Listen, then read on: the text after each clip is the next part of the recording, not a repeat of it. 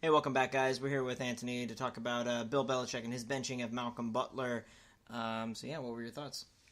I think that overall it was a gigantic mistake. I think that, for a coach like Belichick, right? I mean, I don't think they usually make mistakes. Obviously, no one's perfect. We're all human. But I think this was this was obviously a big mistake you could avoid, right? I mean, he's your best corner, your best defensive back. Do you think he might even be the best defensive player on that team? Malcolm Butler? He's top three. That's all. He's definitely top three. Yeah, so the point is this. I don't know why you would... I mean, the curfew thing is obviously, breaking curfew is serious. Should he have been fined for it? Yeah, sure. I mean, ultimately, I think that that's fine.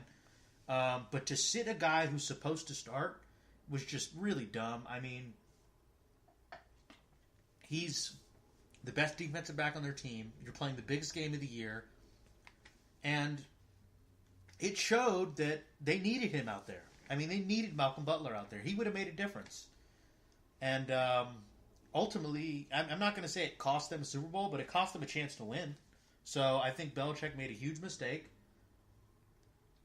They didn't have Dante Hightower, it's a big blow to their team. And I think Belichick made a huge mistake. I mean, I think that was a nail in the coffin for him not wanting to play for them anymore. So they're going to be losing him. Me and Royce, on many occasions, obviously off the podcast, have had conversations of where he might go. We'll probably have that for another talk, right? No, go ahead. Or you want to go into that? If you want to go into that, that, we can have a mutual conversation, but it's just not. No, we can. No, it's a good tangent to go into. Like, where do you think he could end up? Because I've been thinking about many places that he could go, but I was interested. Well, I'll go off the conversations that we had. So I think he said he wanted to follow Matt Patricia to go to the Lions. So the Lions are one. The Lions are the Lions. So you can conjure that up, whatever you think I mean in the head. And I think he could go to the Lions. I think if he was to go to this team, it would be crazy. If he was to go to the Jaguars, I mean, can you imagine their defensive backs? I mean, they would be. I mean, they're already like super duper good, but with him, that would just be an added like oomph to that team. Yeah, that would be ridiculous. I think he said he could possibly go to the Niners. Well, I was going to say, like, the Niners would be a great spot for him. I mean, you already got players on the 49ers saying, like, hey, you're welcome. Come over here. I mean, Pierre Garçon has said something. Yeah. Like, Jimmy Garoppolo even have said something. We're about to get into him, too.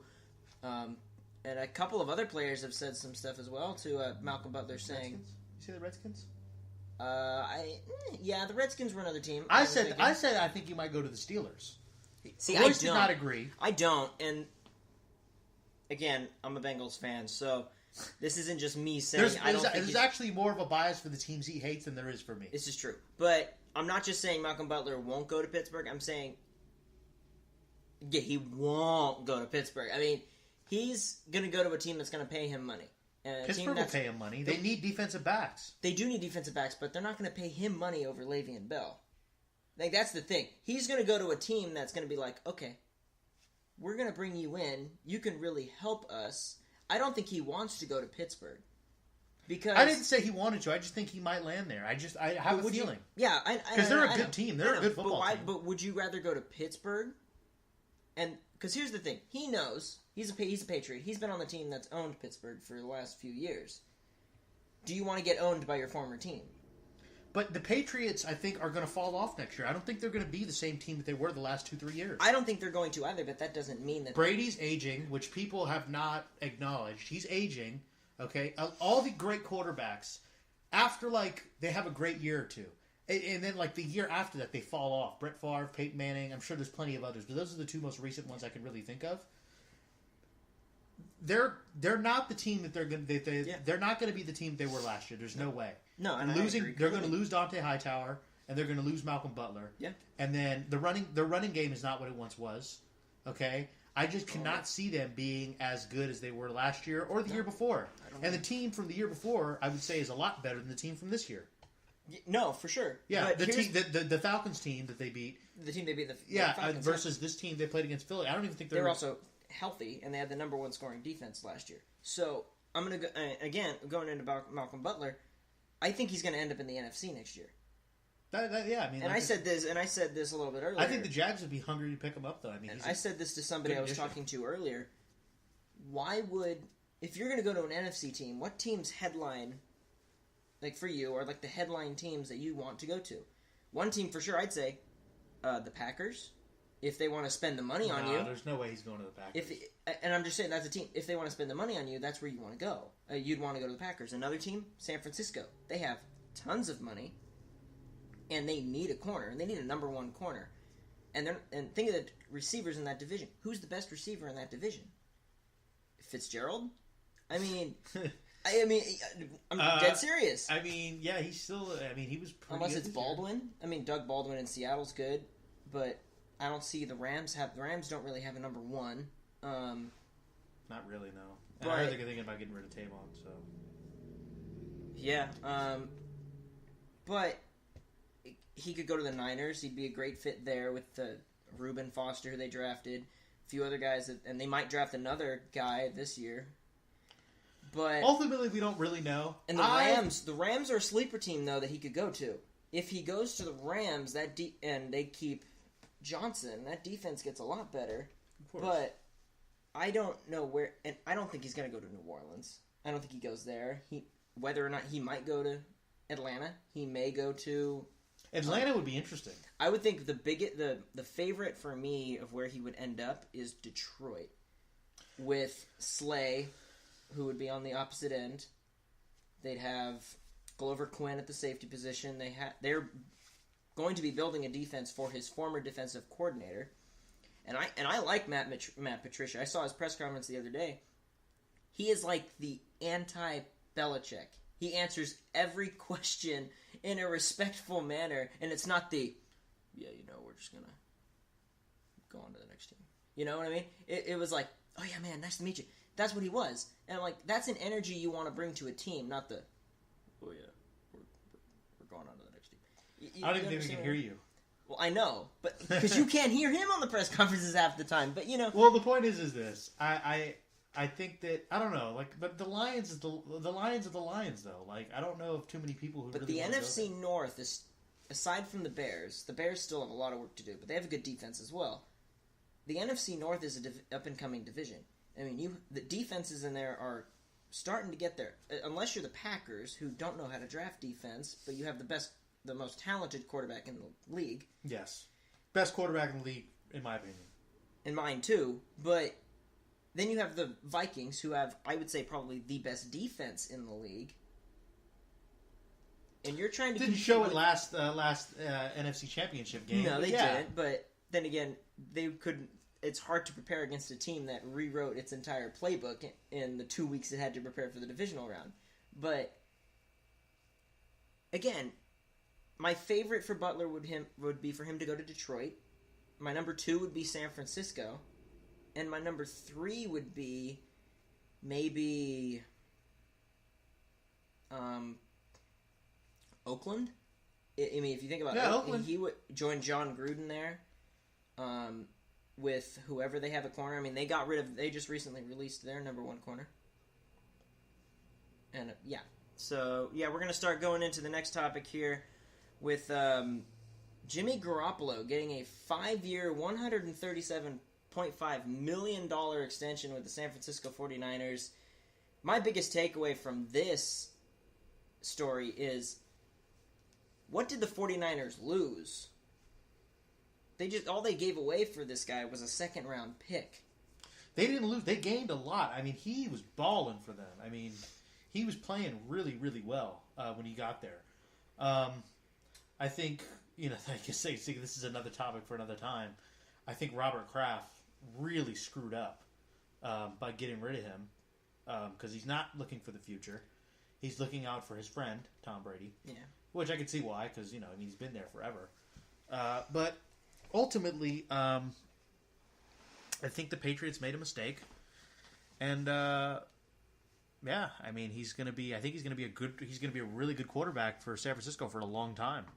And I think he's going to stay fairly consistent. I can't see him really not. So, And that's like a baseball contract. I mean, that is ridiculous. $27.5 million a year on average. He's getting, I think, $90 million in the first 3.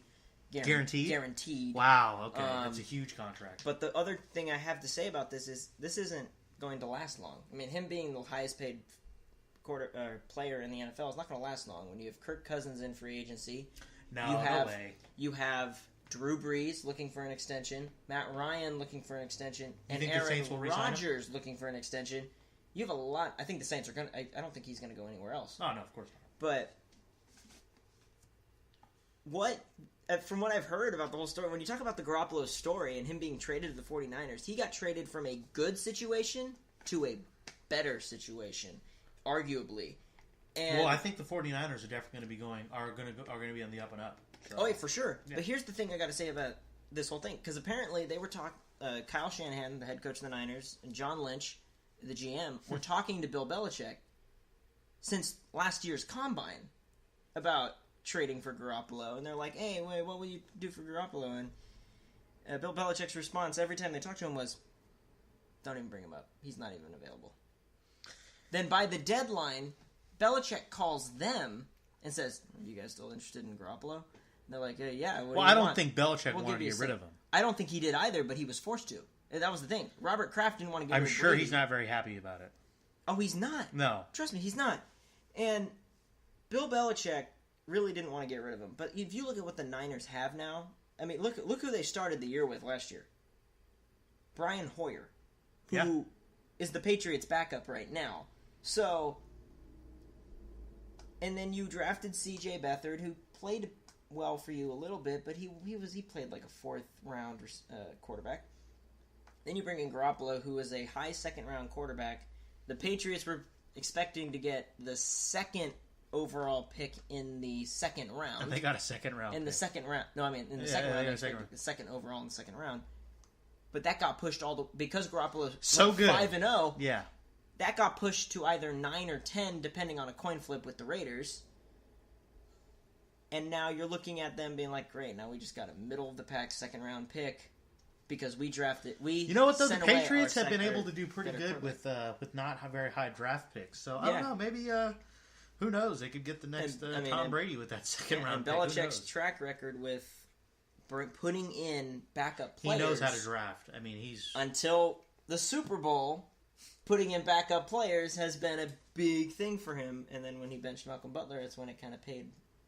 Can't always be right. You can't always. It's true. Yeah, can't always. And now, but I mean, think about it. What else they did? They traded away their third-string quarterback to the Colts, in Brissett.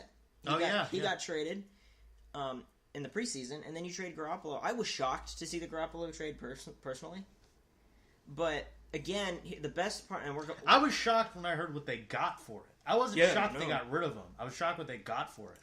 But I mean, if they got rid of him for a first-round pick from the 49ers, I'd be like, oh, okay. They would have gotten... I mean, if they would have traded him to the Browns for 2 firsts.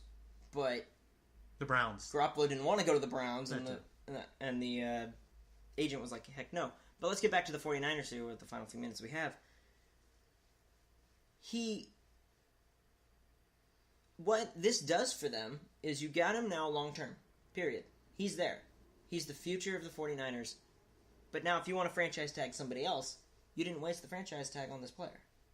So, that just opens the door for what they want to do later on.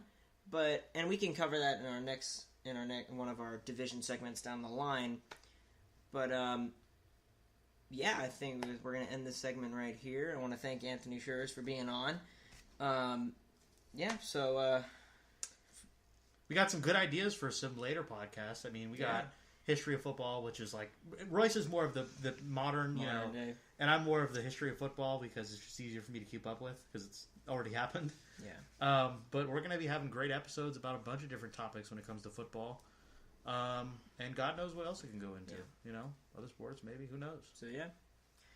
And I will do a final send-off right after this, but thank you guys for tuning in, and tune in for the next one as we will be talking about the AFC East and their division. Well, we know who's going to win that one. Yeah, but in their division recap and basically what they should do for the 2018 season.